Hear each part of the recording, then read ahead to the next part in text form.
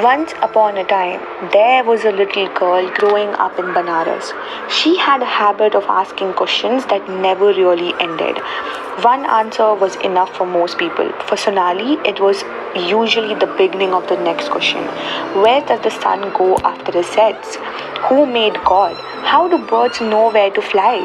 Her mother answered as many as she could. Eventually, she would smile and say, Sonali, you think a lot. Then came her little brother. She loved him with all her heart, but he had another habit. He always wanted the toy she happened to be playing with. And every time her mother would say, You're the elder one, Sonali, it was probably the first time she realized that growing up sometimes meant giving away something you weren't ready to let go of. She didn't stop imagining though. She simply found a place where no one could interrupt her imagination. She called it the Funky Club. It was just a room, but only if you looked at it from outside. Inside, it was where she became herself.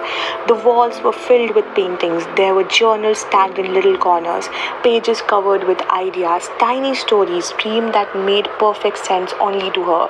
Sometimes she would sit there for hours imagining places she had never been, planning little festivals, dreaming about the kind of home she would build one day, or writing down ideas before they disappeared.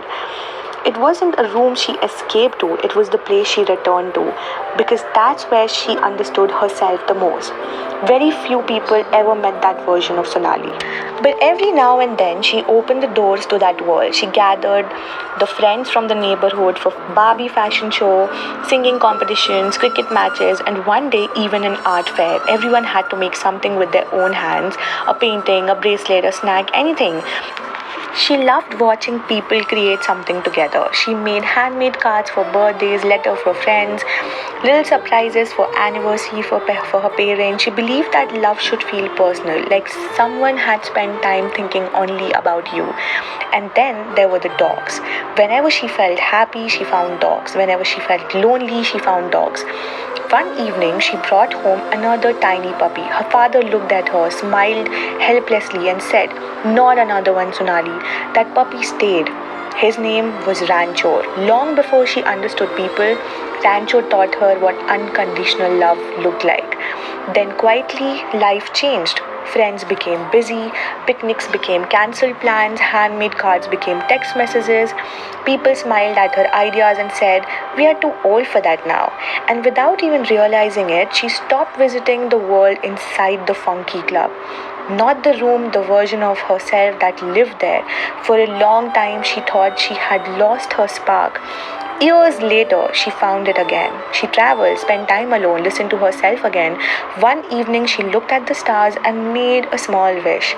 I hope I meet someone who says yes, someone who will make things with me, travel with me, host silly parties, someone who will never make me feel that dreaming is childish.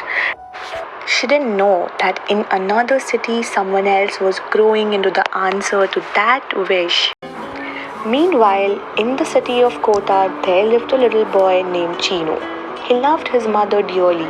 If she was going somewhere, he wanted to go to. Whether it was a ride to school or on the scooty or a walk through the market, Chino was happiest simply being beside her. There was just one small problem. Every time they passed a toy shop, Chino wanted to stop. Mama, just one more toy. She would laugh. Chino, how many toys do you need? One afternoon, he found a little keyboard. He carried it home with the biggest smile. He learned every tune he could, played little songs for his grandmother until she peacefully drifted off to sleep. And every night, he slept holding that little keyboard close. That was simply how Chino loved. Whatever found a place in his heart stayed there. His evenings belonged outside. Cricket, dusty clothes, friends waiting downstairs. He came home only when the street lights came on. Then quietly finished his homework before anyone reminded him. That was something about Chino that people rarely noticed. He had an elder brother who was always finding trouble. Whenever his parents got upset, Chinu quietly watched. Children don't usually carry their parents' worries, but somehow he did. Without even saying it loud, he decided he would become the child who made a life a little easier for them. So he came home on time, rarely argued, did whatever needed to be done. People remembered him as the good boy. Very few people saw the gentle dreamer behind that smile. And then one day, everything changed. His family had to leave Kota. He hugged every friend, waved until he couldn't see them anymore, then cried, not because he was leaving a city, but because he was leaving the people who had made it feel like home. That night, before falling asleep, he made a quiet wish.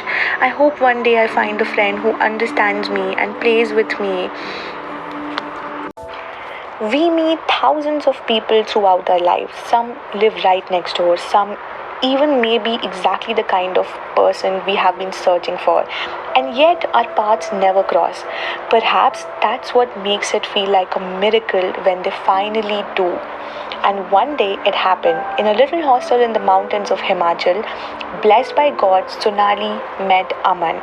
Neither of them knew it then, but they had just met the answer to a prayer they had both made years ago. A few months later, they met again in Bangalore, and somehow it never felt difficult. The conversation lasted for hours, the laughter came easily.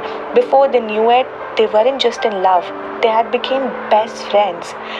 Sonali would ask him, let's paint. And he was like, let's do it. Clay art, let's do it. Goa, let's go. A beach picnic, let's do it. A masquerade party, let's do it. A Bollywood night, let's go. People often left their home saying, how do you two come up with all these ideas? They were simply creating the kind of life they had both quietly dreamt about as children. And somewhere along the way, without either of them noticing, something else happened too. Sonali found herself writing again, creating again, dreaming again. The little girl who had once lived inside the funky club had finally found her way back, and Aman, who had spent years loving people quietly, had finally found someone who understood him without needing an explanation. Someone who saw not just the calm, dependable boy, but the dreamer he had always been. Perhaps that's what love really is. Not finding someone who changes you, but finding someone with whom you can completely be yourself.